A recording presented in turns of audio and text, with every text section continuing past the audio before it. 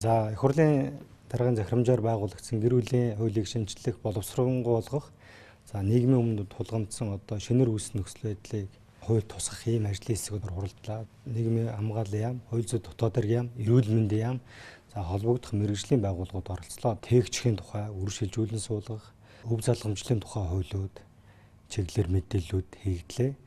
Энэ хуулийн гол одоо үзэл санаанд бол бид бүхэн гэр бүлийн үнц нь үзэл баримтлалыг илүү тодор тусгах. Одоо гэр бүл гэдэг хүрээл дотор яг ямар зүйлүүд багтж байна. Энийг улам үнцэнтэй болгох гэсэн одоо энэ дээр түлхэн анхаарч байна. За мөн одоо энэ шинээр үүссэн нөхцөл байдал буюу тээгчих, доонорыг үр шилжүүлэн суулгах яг энэ хэсэг маань аль хуульд орох юм? Гэр бүлийн хуульд орох юм уу? Гэр бүлийн дэмжих тухай хуульд орох юм уу? Эсвэл бие таасан эрүүл мэндийн хууль руугаа байх юм уу гэдэг. Энэ бол одоо бас маргаан тавга. Тэгэхээр энийг ямар ч байсан ангил зааглаад гэр бүлийн тухай хуульдаа ер нь тусгах зүйтэй байна гэсэн санал дээр ерөнхийдөө нэгдэж байна. Хууль зүйн дотоод хэргийн яамнаас танилцуулж байгаа гэр бүлийн хууль дээр энэ чиглэлээр заалт орсон. Эрүүл мэндийн яамных ч гэсэн яг энэ чиглэлээр бас танилцуулга мэдээлэл хийж тухайн одоо ажлын хэсэгт бас санал дүгнэлтүүдэд хүргэхээр болж байна.